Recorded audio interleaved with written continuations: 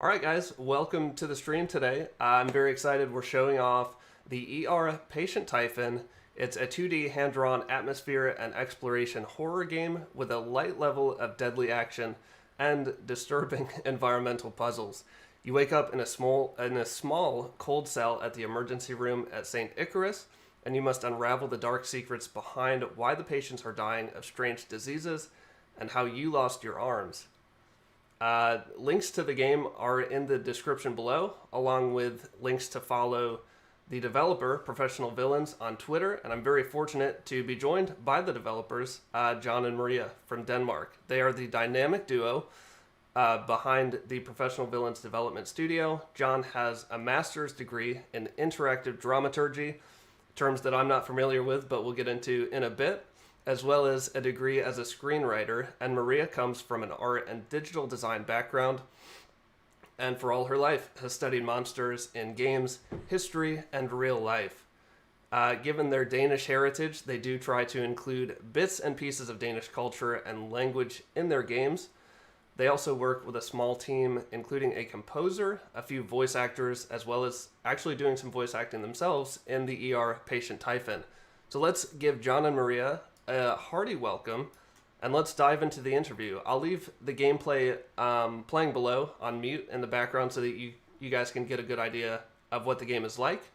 And I do have a list of questions to ask John and Maria, and then we'll save a few minutes at the end of our interview so that you guys in the audience can ask any questions that you think of. So John and Maria, thank you again for joining me.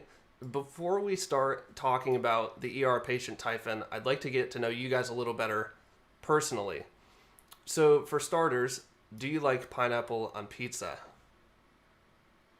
No. Really? Both of you, just hard no. Well, it looks like that's all the time we have for the interview today, guys. Thanks for joining.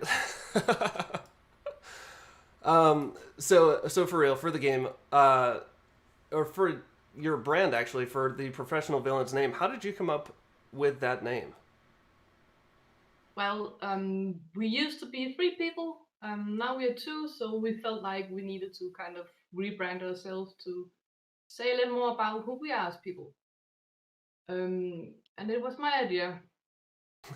My DeviantArt name is Professional Villain, and that came to be because John always kind of calls me a villain sometimes, so I just took that to me. And then I said, why not call us our game team that? Okay. We like the bad guys in the movies, and when you sit making a game and you plan how to kill the player, you kind of feel like a villain. So it's just like, yeah, came Yeah. to it. That comes up a lot in the ER patient Typhon. Again, we'll talk about the game specifically a little bit later, but I died a lot. So how did you both get into designing and developing video games? John? Yeah. And well, I always wanted to make games, I think, since I started playing on the Commodore 64. And it just took a lot of tries to get into to the business in some way or another. And maybe took a little too long time to start learning to programming myself. But when I start studying the dramaturgy, as you can say, and I can't say in English either, I just got this idea of how you can work with interactive media in a different way what I was used for to you see in normal games. And suddenly I just got all these ideas how I wanted to make games. That's kind of how I got into it. And then I just pulled everybody in around me, come and make games with me. I love that idea, and including the people that you already know and Yeah. obviously enjoy being around into your team. That's awesome. So you guys have actually published several games previously on itch.io across a variety of genres too, including shooters and even a fighting game, which kind of surprised me.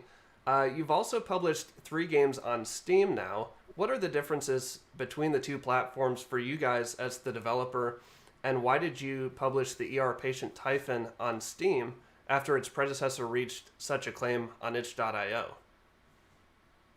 Yeah, the difference is that itch is a really nice place to put up a game fast because it's easy to use and it's just a place where you can go crazy.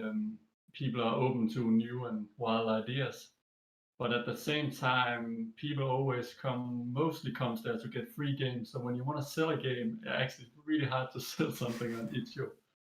And as you said, the first game came out on itch.io, and it ended up trending and becoming the #1 game on itch.io for like a week, which was crazy. But still, we made this adult theme adventure game that's on Steam, and it's really hard to find it on Steam because it's adult themed, so nobody can find it. And still, the demo for that game had much more downloads than the ER had, so that's just so much more people on Steam. Steam is a little bit clunky to work on, and it takes a lot more time. They have to like say go for everything you do, so it takes like 2 or 3 days when you want to do stuff on it. But they have a lot of nice things there. But that's like the big thing. And the fighting game, well, my uncle is a wrestling champ, so it's actually him you're playing as beating up Santa Claus. It was just something we did every Christmas. I made videos where he beat up Santa. So Really? we made a game out of it. Yeah. Wow. Well, that's interesting to hear the difference between Steam and itch, because I really prefer the user interface of Steam. I like that everything is kind of uniform. You can go from one game to the next, and you can always expect this information here, this information over here. It's very friendly as a user, but that's interesting to hear the difference kind of between the audiences on both platforms too. So now that you've released several games, do you feel like there's an overall message that you hope to communicate through your games, or is it different for each experience? Yeah, it's different for each game, but there's like a main theme that goes again in all the games. We're always trying to work with what it means to be a human in some kind, and how we relate to the world and each other. And to each game, we always try as fast as possible to find what is the soul of this project and to write it down in one sentence. And for like the patient Typhon, it was sometimes people are forced into a situation by others that they cannot escape. And then we try to like everything we put in the game have to somehow relate to that sentence. So of course you play as the main character, you wake up with no arms and you have a feeling maybe it's not your fault you don't have any arms, and as strange things happening in this ER, then maybe somebody else is putting you in a situation that you're not supposed to be in, and you can escape that easily. But all the doctor and the nurse and all the small stories you can find in there's a James and Mary you can find in there, things like that, all are somehow related to that sentence. So that's how we do it. And so we have a kind of bigger meaning, but you're not supposed to understand this sentence. But we have this feeling if we put it in everything, some kind of way, it's gonna hit you. Yeah, I definitely felt that while I was playing the game. That you're kind of in this inescapable position. You're obviously trying to find your way out, but it's very tough, and it feels maybe a little defeating at times. There's one point, I think we're about to get to it in the gameplay here, but you meet this woman in a wheelchair, and she asks if you can go get her a cup of water. And in my head, I was like, how does she think we're going to get this water? We don't have arms. Yeah, you use your mouth. Yes. So, so John, I'll address you here real quick. As the mastermind, as Maria puts it, behind the stories told by professional villains, what are a few of your favorite inspirations or stories that you've experienced, whether it's in books, movies, theater, or something else? These don't have to be directly influential on your work. They could just be something that you really enjoy. Well, yeah, I have to say we here because it's a game. It's we. There's always we when we make a game. But we're definitely inspired by movies like The Shining, the first Alien, and generally John Carpenter. Big fan of him and what he creates. But actually, we're also inspired by games like Silent Hill, Resident Evil, Zelda, of course. You can have that and smaller games like Untitled, if you heard about that one, and Papers, Please, because they're really arty, have a really good expression, personal expressions. But actually, what we're most inspired about is actually plays, theater plays, and mostly actually had ended up being dancing performance and music arts performance. And it's because when we went in to see a lot of those, they kind of grab you in a way that we're not used to that film does. And when we leave the room, we just feel high and like we're on some kind of weird drug. And we never feel like that when we are reading a book or watch a movie. And they try to work with the same question like we do. What does it mean to be a human? But they try to do it often in a crazy way, and also they don't talk to the mind but the heart. So you can't really understand the meaning if you try to analyze it like you do with a book or a film. You have to like feel the experience to get the meaning. And I think that's really something we like felt like, oh, it could be really cool if we can make a game generally that you can play in one night, and when it's over, you just feel high and just like, what did I just experience? And you can't describe it. It's just in your body. So I think that's probably the most, and that's maybe a weird question to say when you make a horror game. Be inspired by dancing. No, I think that's a great answer. And Maria, I'll bounce the same question off of you. As the genius behind the monsters and art in the ER patient Typhon, and as someone who's studied monsters for your whole life, what are a few of your favorite monsters or artistic influences? I have to say Bloodborne, Monster Hunter, and Silent Hill. They all got amazingly creative creatures in each their way. Bloodborne simply because I really dig that dark gothic aesthetic. It's like tailor made for me. And Monster Hunters because they create these almost magical creatures, but still they focus a lot on implementing them, making sense in the world that they inhabit, and I find that very interesting. And for Silent Hill, yeah, it's a lot of nice gore, human diseases and stuff like that, nice to look at. But the symbolism also grabs me a lot and pulls me in more than any other game with monsters I've seen before. But I think the first influence and the thing that started all this fascination for me is actually mythological creatures. like dragons and sphinxes and manticores and stuff like that. And yeah, again, cool designs, but the thing I found interesting about them is also because they are such a great part of human history and culture. Like that gives them some more sense of realness and authenticity. We all know how a dragon looks. We can agree on that. So yeah, but again, it's really hard for me to pinpoint my influences because I get inspired by almost everything I see. So yeah. Yeah, you might have imagined that I have not played Silent Hill or Resident Evil. I have played Monster Hunter, I think back on like PlayStation 2. But yeah, very very imaginative creatures, and from playing the ER, I know that you have some very imaginative creatures of your own. Some very disturbing creatures, I'll say. Thanks. So let's talk for a bit specifically about the ER patient Typhon. As many of you guys watching know, I'm not a fan of horror games, and barely made it out of Little Nightmares 2 alive recently.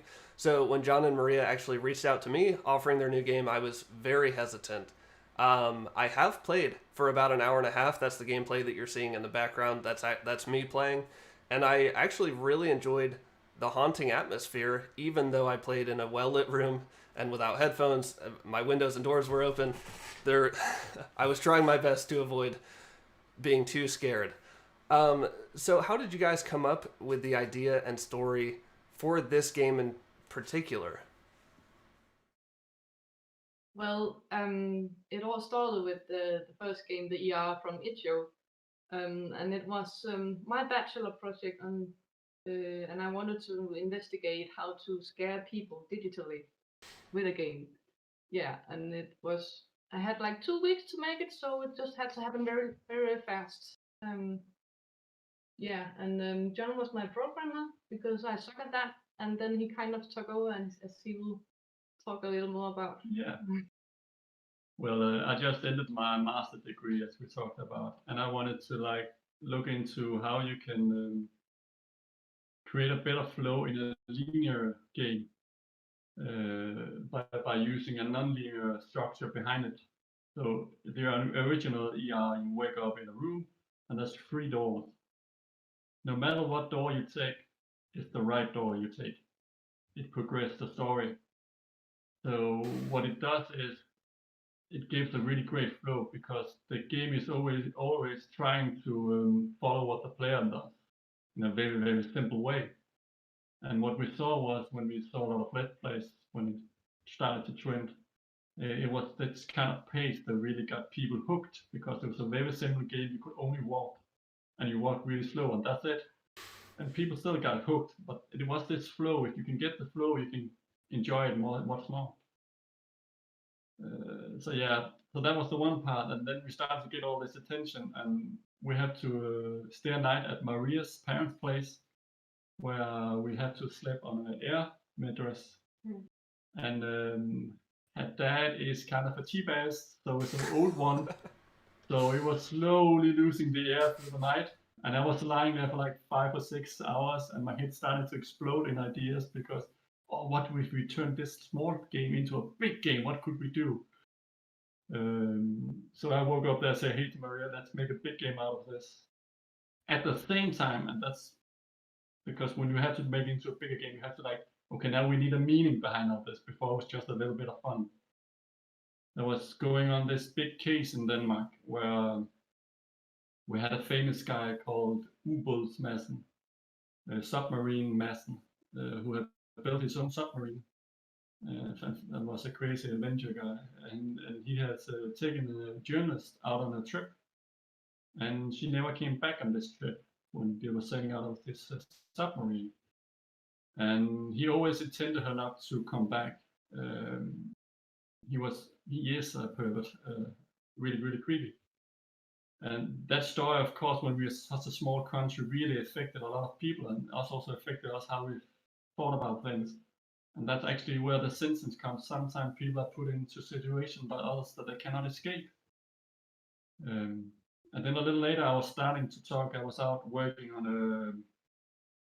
on a play I was working on, And the musician on this one, I was telling her about the game, and then I said, we're really inspired by what happened there because it's really affected us as humans. And we wanted to talk about that in some way because it's hard just to talk about it straight, but through art we can maybe talk about how we feel. And then her face went pale, and she said, "Well, I was out on the submarine with him just not long before it happened, doing recordings. But luckily, she had a guy with her, and she then ended up being the composer on the game, not because she's been out on the submarine, but because she makes a lot of really cool music. We think. Again, one of the numbers that's in the game is the sound of the bees she have recorded, and she has turned it down and molded. So you will never know that it's the sound of bees, but it sounds really awesome. And there's also somewhere hidden in the game the sounds she recorded from that submarine, which is really, really strange to have in the game because I don't know if I like it, but still it's a really good sound. That's it's a very ominous background, or a very Yeah. kind of a dark coincidence, but a very like a very strange coincidence. Yeah. Yeah. So for how long were you both working on and developing the ER patient Typhon? I'm always curious about how long a game like this takes. Yeah. Well, we were working on some different projects in the meantime, but if you take like the time we worked specifically on the patient Typhoon, it's roughly like 18 months of full-time work. For the both of us. Yeah, both of us. So if you've been one, it would have taken like 3 years. That's a I'm happy not to be one. yeah. That's a very long time. You know, as an adult, I don't know what I've worked on for a year and a half to produce a product like this, and it playing the game, it feels, you know, you can feel that attention and love put into it over that time. Thank you. So, John, you have an extensive background in writing, and in an email you mentioned that the storytelling you use in the ER patient Typhon is called a Freitag dramaturgy. Can you explain what that is and how it translates into the game? Because I'm not familiar with either of those words. It probably is in some way without knowing it, but Freitag is German, who lived quite a long time ago, who sat down once and said, well, how can it be that Shakespeare's plays are so much better than everybody else's plays? And what he found out is that Shakespeare built all his plays on the same structure. And that we today call the structure of tragedy. Tragedy. Yeah. And today we see it in a lot of movies that's using exactly this structure. They learned from Freitag. If you've seen Scarface with Al Pacino, is using this structure. Someone flew over the cuckoo's nest. One Flew Over with Jack Nicholson again is an example of it. The idea is you have a triangle structure. On each side of this structure, you have a force, a hero and an anti-hero. The hero symbol just means the main character. So in the movie, the Joker is the hero. And if Batman is in the movie too, then he's the anti-hero. It's just two forces for fighting. And the idea is that in the first half, it's normally the hero who has the power of the story. And in the second half, it is the anti-hero. But in the top, that's where the power shifts. And often, if it's done in the correct way, and we don't do it in that way in our game, but if it's done in the correct way, the hero has to do something in the middle that the shift is this. So he's kind of to blame for his own bad ending. And that's why if you see Shakespeare, the hero is always to blame for his own bad ending. So for a long time, I really wanted to make a game like this because when you play like Diablo and Skyrim, when I play them, it's just like you're the hero and you get stronger and stronger and like halfway through the game, they often kind of lose my interest because it's just more of the same. But if you have this thought, we had this idea that if you have, we have to change the way the story is because the power is shifting, and at the same time, you can put that into the gameplay. You can create something new in the game. It still feels like the game. So that's what we did in Patient Typhon, and you are just. I heard where you were come to in the game, and you were just before the shift is starting. So at the same time, yeah, we wanted to in the second half when the player is supposed to get more of the power, we wanted you as a gamer to get more influence of what happened in the story. So what we have done is in the second part you get more choices and you actually have to choose things. So you have to choose who lives, who dies, and things like that. And that way is to show that you got the power now, but also gives a fresh air to the game. Suddenly you have to do something else than what you were used to. Yeah, I hope that makes a little sense because again, it's really a short way to explain it because that's more to fry type in this, but really short to explain. Yeah, I think that's a great explanation, and it really makes me want to get back into the game since I was like right on the precipice, like you said, of kind of that shift in the game. There were a lot of choices up front, but not to the same level I think that you were describing in the second half. No. And Maria, as I mentioned earlier, you do all the artwork. Where do you draw inspiration from? And we've covered that a little bit, but how do you draw the line between something that's inspired you and not necessarily copying that, but creating something unique to you? Well, if you have things like resources and personal style and skills, that will always kind of give it your own unique flair. Like I draw things a certain way, and because of the scale of the game, like physically how many pixels I have to work with, I have to pick and choose what to show and what not to show. Like for example, most of the plants that you encounter in the game are actually based on real life plants, and I haven't changed much about them. But still, I can't get all the details with me. So yeah, I have to choose what to bring with me. Um, but I think my biggest indirect inspiration is actually my favorite movie, Annihilation.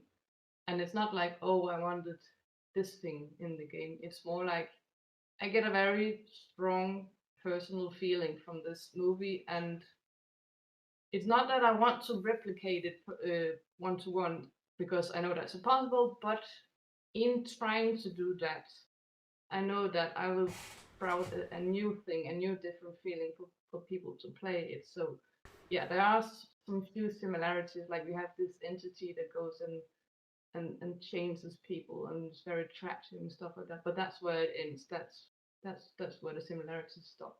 Okay. When you say Annihilation, are you referring to the movie with Natalie Portman and The Lighthouse? Yeah.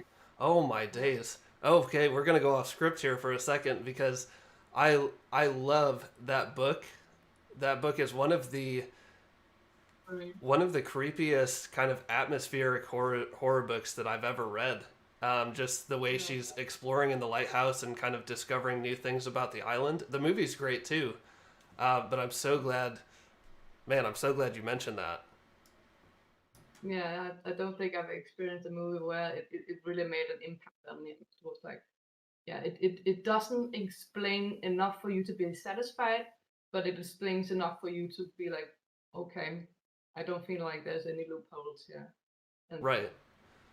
that's what we do. Yeah, to me that's the perfect kind of movie or book, one that doesn't fill in all the blanks for you, but kind of allows you to imagine like the rest of the story or imagine how things go after the story seemingly ends in the movie. Yeah, Yeah. I really love that. Yeah, that's also what we try to do when we make, especially this game. Like we have the real-time story, what you see, what happens.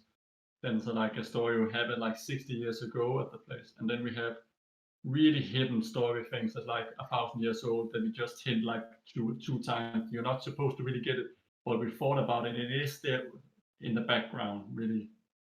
So we like that too. So So, how do you two communicate about the artwork in the game? Is it like as John comes up with the story, he pitches monster ideas to you, Maria, or do you develop the monsters based off of the overall story or the overall feeling, and then John works them into the narrative? It goes both ways. Normally, we start by talking about what is the monster's role in the story in general, and what is the monster's role in the world, how they will live, and how they're gonna work. And then it's just natural. I start writing, and she draws something, and it goes back and forth. But unless Maria makes some kind of design choice that breaks the game or breaks the story. For example, if she makes a monster that really can't fit in the room at all, she has kind of the last words on how the monster is gonna look, and I try to make it work. Can you guys also briefly touch on the sound design of the game? I know that's neither of yours major roles within the team, but for someone like me who edits videos and occasionally adds sound effects from, say, online libraries, from what I've heard from you guys, your process is quite different and often includes going out in the field to record audio. Yeah, we have recorded most of the sound ourselves in the game, and it's quite a funny task because often you use things that's not the thing they're supposed to be. And the reason you do that is because, for example, ER has a cartoony look, so we want the sound to be a little bit cartoony in it. And again, as you said, we voice them ourselves also. That's a funny thing going around. Like, we've seen people writing like the most scary scene in the game, like that gives you nightmare, this voice or this sound gives you nightmare. We've seen a lot of people writing that. And it's just me going, something like that. I had to do the sound really fast. But again, if you go back to the sound effect, the doors that's on the upper side of the building, the slide door, if you can see this, is a flamingo plate. And I just recorded me making some hand gestures on this, and that's the door sound, for example. I think that's quite funny. You will never guess this, where we got it from. One of the most iconic sounds we have in the game, Maria came up with by kind of an accident, if you can tell it. Yeah, it's the torso and the legs monsters that you see quite a lot in the game. For a while ago, we had a lot of renovation here in our apartment complex, and they had some problem with the rainwater. So they installed all these pumps around the buildings, and they were very loud, very aggressive. I didn't know this, so I stepped out on my balcony, and suddenly I heard this noise. And because I didn't know it was the pump, I thought it was some kind of weird creature. Then I learned it was just a pump, and then I told John, let's use that. Yes. To be a monster. So we went down there recording for half an hour, these pumps. So so when you're getting chased, it's a water pump you were hearing working. Well, that makes it a lot less scary now that I know that. Yeah. No, that is really interesting, though. I would, as someone from the outside looking in, I would assume that you get a door sound effect by opening and closing a door and holding a mic up to it. But it's it's interesting, like how innovative you guys are in finding sound effects to fit your game. Yeah. It's also like a question of, again, like I said, resources. We don't really have enough money to buy. Yes, I would still have done them sounds myself if we had the money. Really love making sounds. But you kind of have to use what you have. So that's the kind of mentality we have. Yeah, again, if you take a lot of the blood sounds, like the gut sounds in the game, it's just a night where we make pasta with meatballs, and then we just put the mic and like that, and then we have it's just a great sound for guts. But okay, that's so cool. What is the difference for you guys of telling a story in video games where the player is an active part of the storytelling from, say, a film or book where the audience has really no impact on the story. Yeah, that's a big difference. Now, I have written a couple of films myself, also now a couple of games. The big difference is that in the beginning you have to think about what is going to be the audience role in this game, and you have not to. You never think about that when you write a movie. Again, and we work with something a professor on my university wrote, and it's called either you make it for the player or with the player. And what this means is like, for example, for the player, you want to tell them a very precise story. And if you play like a game like Uncharted, it's for the gamer. And if you play a game like Mario Maker, it's with the player, and then it's like half a program, half a game. And a lot of the fun you're gonna have, a lot of the experience is like up to the player to create.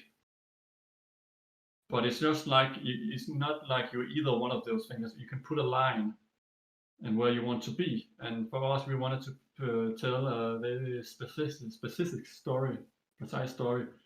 But at the same time, we wanted you to get involved in the world. So we had to not put it too close to for the player, but a little bit longer. And the way we control that is that we used a method called offer, accept, and blocking. And it's actually from improv theater, but it's really good to use. And what it is like did you see the man eater when you wake up, when the neighbor is screaming at the night and you wake up? Did you see the man eater, the guy who was eating a man? I did. I got that achievement, yes. Yeah, cool. Again, like when the door is open suddenly, that's an offer for you to, do you want to do something with that? And then you say, yes, I accept this offer. You walk into the door. Then you give an offer to us, the game. What are you going to show me when I walk into the store? We say, okay, we accept your offer. We show this madman eating another human being. And that's kind of an offer for you again. You can say, what are you going to do if I accept your offer and walk up to this man? And if nothing happened, it kind of kills the immersion for you. But then we say, okay, we accept your offer, and he attacks you and kills you. And then what we do is like we go the next part a little bit longer, because you say, now there's a new offer. Do you dare to walk into the room again? And if you say, yeah, I'll do that, I accept that offer, walk into it, then he's gone. And that's where we kind of block it, because we say, now we don't want to become a game with the player. We want to stay in this like for the player. So we say, okay, now you never see him again. We don't tell you, because now it's just a scary thing. Where did he go? But if you wanted to create a game more with the player, where you like, it's your story even more, and you want to tell the story, we want you to tell the story, then you probably have met him again later. And then if you ran into him again and did something, maybe he would have influenced the ending. And suddenly we had to have like 20 endings, because you could do a lot of things like that. But that's like a big difference. You have to think about that before you start telling a story. What kind of story is it? Is it with or for the player you're telling? Because then you have to do a lot of different stuff like that. That's very interesting, and it actually leads perfectly into my next question. What difficulties do you face in designing and developing a game that incorporates player agency or player choice? Like you were talking about, one that gives players options and allows them to fail or succeed kind of at their own pace. Yeah, it's all about for this like making rammerne. Oh my god, the borders, The kind of the borders, the frame. the frame you are moving in this each thing. You have to like think about how to create that, and that's not a kind of failures and successes, because you can. This is one of the, you can fail to find where you're supposed to go next. You can fail a puzzle. You can fail to get past the monster, and it's all different kind of things you have to think about. You can fail to understand the story, and we have to think about all that when you're building it. And if you look at it, I don't know if you noticed, but there's no HUD in the game. There's no map or energy bar, anything. So everything you have, and we don't use any classic game tutorials. in the game either. So everything we have, and you have to like figure out by understanding the room you are in. So it's been a lot about making rooms that make sense for a human being seeing it for the first time. And it's about making small graphic details and sounds that kind of give you a chance to figure out what's going on. And there's a lot about making sure we don't make the rooms too big so you can get lost, but at the same time don't make them too small so you don't have the room to figure it out for yourself. And I know you've tried the crane puzzle. Yes, I think that's actually what was playing in the background just a minute ago. Again, for that one, we have a lot of hints. That's like we have a fire sign on the door for you need to get in, where it say no fire, please. And we have a letter talking about some people who got locked in the room. There's also hinting to the solution. We have a work schedule you can look at, some also hints to how you can solve the puzzle. You have a window you can look through where you also can see some hints. By spreading out all these, we try to make it feel natural, that you discover some of them yourself and that way figure it out. And the way we ended up with the hints we have is like playtesting and having some lovely preview who's willing to play the game when it really is not that great, because we are not figured out how to give you the right hints yet. And then slowly we get a feeling about, okay, if we have these kind of hints and we close this bit down, then there's a pretty good chance that you can figure out in your own pace this puzzle and have a pretty decent experience. But yeah, it's probably the most fun part of making a game, and probably the hardest thing about making a game, because you can never make it perfect. And yeah, and that's why you, again, when you play a Zelda, except Breath of the Wild, the games before that, they always hold your hand for the first 3 hours because they're so afraid that you don't understand it. And it's really terrible for everybody who's like, we have played a Zelda game before, please stop holding our hand for 3 hours. And yeah. Yeah, I think you guys definitely didn't hold the player's hand, and I think that's part of the beauty of the game is, like you were talking about earlier, you walk into that first room and you see the man-eater and you have the option, you know, do I leave? Do I stay? Do I walk up and see what this guy is doing? Somebody in the chat said I walked straight up to him and it made me jump. It made me jump a little bit, and it kind of was like, okay, I have to think before I just do stuff in this game. And I personally love that feeling in a game where my hand isn't being held. I'm able to discover at my own pace. And you guys, I thought you did an excellent job of leaving hints, leaving kind of directional cues as to where the player was to go. And I know there's not a HUD or anything. There is a map that you can look at very early on in the game that kind of gives you that overall look at the general space that you're playing in, but pretty quickly you kind of go off of that map as well, and you're just kind of left to your own discovery, which it also surprised me, but it was very enjoyable to play that. Thank you. It's good to hear. So as we're talking about in the game, players have many choices and branching pathways to explore. Maybe sticking to the shadows is best at times, as I found out a little later with the pig. But your game uses death as a learning opportunity and even gives Steam achievements for discovering new ways to die, which I thought was very kind of funny and kind of rewarded me for exploring and finding different avenues. Why did you choose this method of puzzle exploration, and is there a deeper meaning here? Well, we are villains, so we like to facilitate death, and we would like to experience with you. So the achievements let us know how many people died this and there.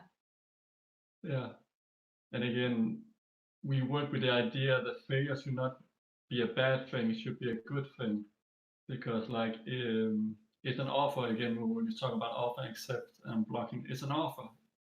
What are you gonna do when I died here? Well, we can maybe learn. You could give you a lesson so you learn something. We can also like make a joke. I don't know if you met the flower. Yes, I was actually just thinking about that one specifically. Yeah, we can make a little joke maybe, and maybe you accept the offer and laugh, and maybe you just blockade and say no, that's not funny. Again, we also had this idea that the game can remember where you die if you died, so the puzzle is solved, and then it helps a little bit, but also reward you for dying. Like so, if you die a lot, you get to see some stuff that the good players didn't get to see. And we have some ghosts that's appearing. For example, you only see if you die a few times some of the plays, and that's going to happen some different stuff that if you played it really well, you would never have seen that. So Guys, before I get to my last question, to the viewers in the audience, go ahead and start sending your questions in for the developers so that I can have them ready to answer after this. So, John and Maria, you guys have mentioned briefly that some future games are already in the works too. Can you give us a little teaser for what else you guys have coming up in the future? yeah, first off, we are working on some DLCs, free DLCs, story DLCs for the patient Typhon, and the first one that's coming out in the summer is one of the smaller ones we're gonna do. It's called Being a Monster, and I think you will like it because it's not that scary when you are the monster yourself. So we have sent you a few pictures, I think, screenshots, and that's kind of a world premiere, as you said, because this is the first time we show this. But when we ended the production of ER, we started to do a small free game just to do something really fast after spending, as you said, 18 months on one project and just trying some new stuff of like Maria never really done pixel graphic that much. Now she's trying a pixel program for the first time, and I don't know how she felt about that. Yeah, it was a rough start. I won't lie about that. But now that I've gotten a little more used to it, I think it's immense fun. So fun. But we can't say the name for that game yet because it's gonna reveal something. But we can say you're gonna play as a hunter, and you have to go out and hunt a werewolf in the dark forest, and it's gonna be horror and it's gonna be comedy. So maybe you can sit through it because it's not gonna be that scary. I don't think it's gonna be that scary, but again, it's hard when you are sitting in the horror all day. You don't think anything is scary. Yeah, maybe this will be one for me to explore. Yeah, and Maria just started a few days ago to do the first art sketch design for our next bigger project. And that's actually a hint you can find in the Patient Typhon for that game, and that's also going to be a hint in the new free one, so go look for that. Okay, so you said the DLC for Patient Typhon is coming out this summer. Do you have an estimate for this game on screen? I will think summer, late summer, maybe around Halloween. We just sent the design documents to the music composer for the game, so now we have to hear what she thinks and then what she can do and how her planned time schedule is. But yeah, a few months time. Okay. Well, a lot to look forward to from you guys coming up soon. Yeah. Again, to you guys in the audience, if you like what you see here in the background, or if you just want to support the fine folks at Professional Villains and play an awesome game in the process, the Steam link to purchase the ER Patient Typhon is in the description below on Facebook and YouTube, and on Twitch you can type !game and the link will pop up there. So we do have a couple questions from the audience. Leon at I Love Indies asked, what does Typhon mean? Should we say? Well, Can you say?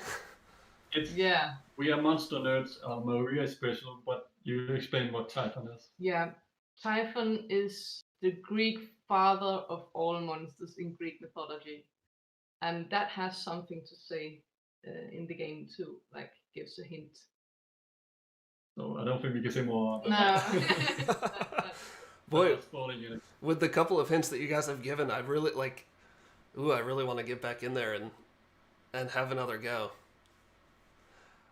Let's see. Cheshire Jack said, "What was the greatest hurdle you have overcome in being game developers that you're proud of?"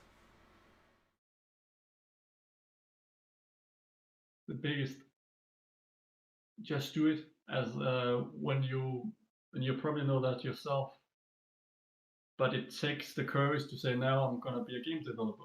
Yeah. I just want to do that, and that's a lot of problem, a lot of things you have to fix. But when you make that click and say in your brain, say, I'm gonna do that, and then I have to find a way that I can make it go around, and you just tell everybody, I'm a full-time game developer. I don't have time to do that. And if you want to make a game for fun, you make a game for fun. I only want to make games for serious now, or things like that. Do that click and just start doing it, and believing yourself, like say, believing it, like, God damn it, we're gonna do it, and we mean it. I think that's the biggest hurdle. And when you come over that, everything should work out at some point. You're gonna cry a lot, but you're gonna make it. Yeah, I can definitely identify that, or identify with that. When I started my YouTube channel, I think 6 months ago now, the first video was the hardest one to make, and it was, I put so much time and effort and energy into like researching and figuring out what it took to be a YouTuber, and it took me probably a month and a half to make just that first video. And then after that, it was like, okay, I am this now, and I can just go forward doing this. It's not that first step was the biggest hurdle, like you guys said. Cheshire Jack also asked a great question: which death do you think was the best from Patient Typhon, or which was your favorite?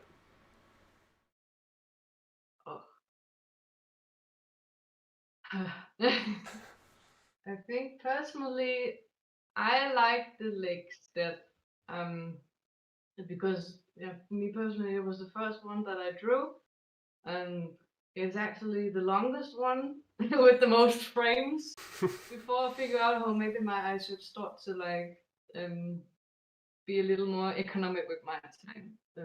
But yeah, that's one of the funniest ones. I like that. Yeah, me is a crazy one, because me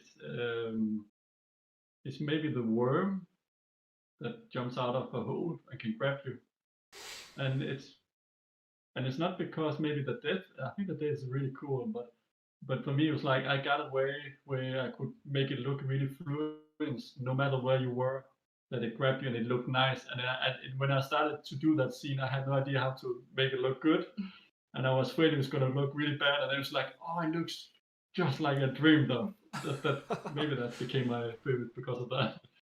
That one actually changed the way I played the game, because I couldn't walk up to one of those wormholes without thinking, is one going to pop out at me? It made me approach the game with a lot more caution than before. So I also really appreciate that death. I'm trying to think what my favorite was. Mine was actually probably, I don't want to spoil it because it's not going to show in the gameplay, but it was the dog, or it was the one that scared me the most, the one that made me back away from the computer and say, I need to stop playing this for now. But that was the greatest scare of all of them for me, and I think that's it. Like it's standing out in my memory now because it was such a great scare. Awesome. Well, that's all the questions we have. That's actually almost all the time we have. So thank you, John and Maria, so much for joining me today. It's been a pleasure getting to know you guys, getting to know the background behind the ER Patient Typhon. Links are below one last time in the description on YouTube and Facebook for the game, and also to follow Professional Villains on Twitter so that you can keep up with their future developments. And as always, I'll be bringing updates as they come out on Professional Villains' future games. So thank you guys so much for being here. Thank you for having us. Yes, thanks. All right, and I will see you guys in the next one. Have a good day, afternoon, night, wherever you